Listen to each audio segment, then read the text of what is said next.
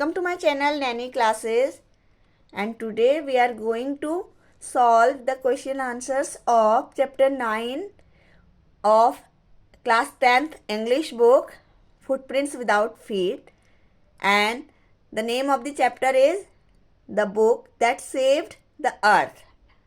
It is the chapter 9 of class 10th Footprints Without Feet book, and today we are going to solve NCERT questions of this chapter. Our first question is, why was the 20th century called the era of the book? 20th century को era of the book क्यों कहा जाता है? There were books for everything, from anteaters to jewelers. Books taught people what to do, how to do, when to do, and why to do. They explained, educated, directed, and decorated. No wonder that it was called the era of books. 20th century में books सब जगह थी and books लोगों को सिखाती थी क्या करना चाहिए, कैसे करना चाहिए, कब करना चाहिए और क्यों करना चाहिए. Everything books taught them.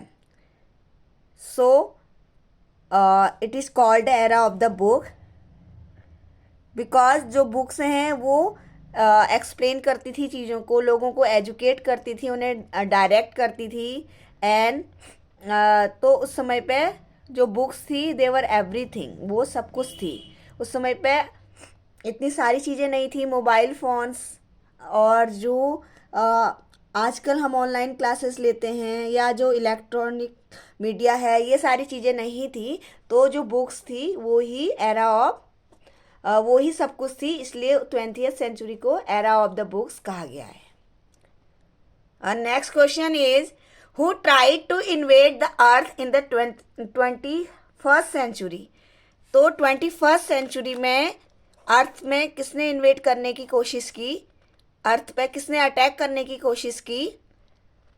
Martians tried to invade the earth in the 21st century. जो मार्शियंस थे, मार्स में रहने वाले लोग थे, उन लोगों ने ट्राई किया कि अर्थ पे अटैक करने का ट्राई किया 21st सेंचुरी में. Next question, what guesses are made by Think Tank about the books found on earth?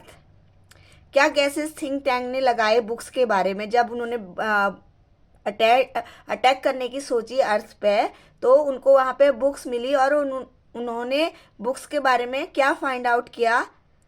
The answer is Think Tank first guesses them to be sandwiches. तो Think Tank ने guess किया कि जो ये books हैं वो sandwiches हैं. Then he calls them communication devices. फिर उसने उन्हें बोला कि ये कम्युनिकेशंस डिवाइस हैं, इनसे जो अर्थ के लोग हैं वो कम्युनिकेशंस करते हैं. And after that he think them to be some kind of eye communication devices. और उसके बाद उसने गैस किया कि ये कुछ ऐसी डिवाइसेस हैं जिनसे जो अर्थ के लोग हैं वो आई कम्युनिकेशंस करते हैं और चीज़ों को देखते हैं. तो थिंक टैंक ने पहले उन्हें सैंडविच समझा और उन्हें खाने की कोशिश की. एंड फिर उन्हें लगा कि जो बुक्स हैं ये कम्युनिकेशंस करने के लिए यूज होती हैं. और एट लास्ट उन्होंने गैस किया कि एक टाइप की आई कम्युनिकेशंस डिवाइसेस हैं. और next question, Noodle avoids offending Think Tank but at the same time he correct his mistakes. How does he manage to do that? अब जो नूडल है वो थिंक टैंक को असिस्ट कर रहा है, तो वो क्या करता है, उसको हर्ट करना अवॉइड करता है, उसको हर्ट नहीं करता है और उसकी जो मिस्टेक्स हैं उनको करेक्ट भी करता है. तो वो कैसे मैनेज करता है? See the answer, noodle avoids offending Think tank while correcting his mistakes by presenting his own thoughts by referring to them being of no particular importance. जो नूडल है वो जो थिंक टैंक है उसको करेक्ट करता है, लेकिन उसको बिल्कुल भी हर्ट नहीं करता है. वो ऐसे प्रेजेंट करता है जैसे कि जो अपनी वो बात बता रहा है वो इतनी इम्पोर्टेंट नहीं है. इस तरीके से वो अपनी बात उसके आगे रखता है whenever he had to say something contrary to what think tank said, he would do this. अब जब भी उसे कोई ऐसी बात कहनी होती है जो कि जो बात थिंक टैंक ने की है उसके अपोजिट है, उस बात को कहने को वो ऐसे प्रिटेंड करता है जैसे कि वो बात कोई भी इतनी ज़रूरी नहीं है, इतनी इम्पोर्टेंट नहीं है, और वो अपनी बात उसके आगे रखता है.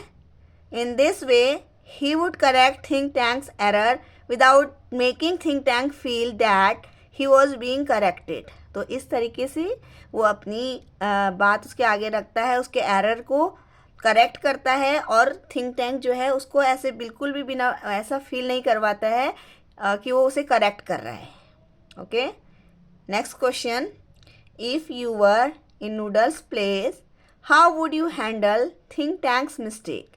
अगर आप नूडल के प्लेस में होगे तो आप कैसे करते थिंक टैंक की मिस्टेक्स को, कैसे हैंडल करोगे.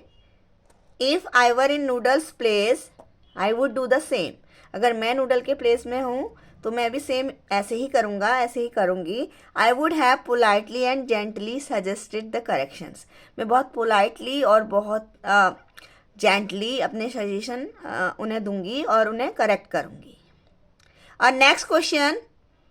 Do you think books are being replaced by the electronic media.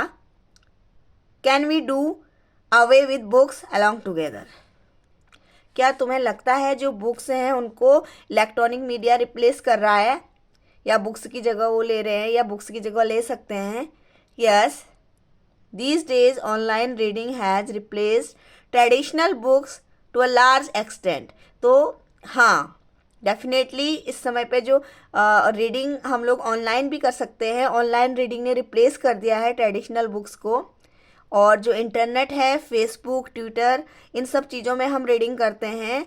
Have decrease interest in reading. इन्होंने जब हम बुक रीडिंग करते हैं उसको कम कर दिया है. But the truth is that books can not be totally replaced. लेकिन जो ट्रूथ यही है कि जो बुक्स हैं वो टोटली, उनको ये चीज़ें internet, Facebook, Twitter completely replace नहीं कर सकते. Books can never go out of life, although they may exist in a different form.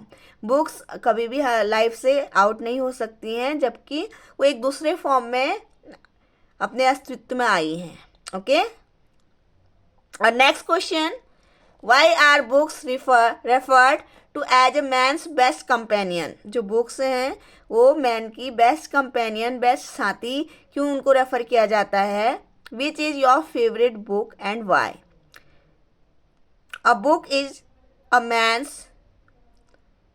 best companion. जो एक बुक है वो एक मैन की बेस्ट कंपेनियन है, साथी है. Because it is always there. क्योंकि वो हमेशा हमारे साथ रहती है. It never leaves us alone.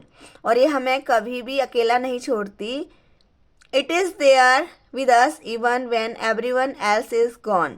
ये हमारे साथ तब भी रहती है जब सारे लोग जा चुके हैं.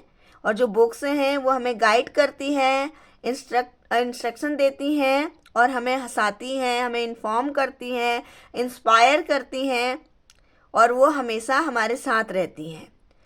सो बुक्स को बेस्ट कंपेनियन बोला गया है. ये हमारी हमेशा की साथी रहती हैं. और ये आप खुद से आप लिख सकते हैं आपकी फेवरेट बुक कौन सी है और क्यों है. ओके.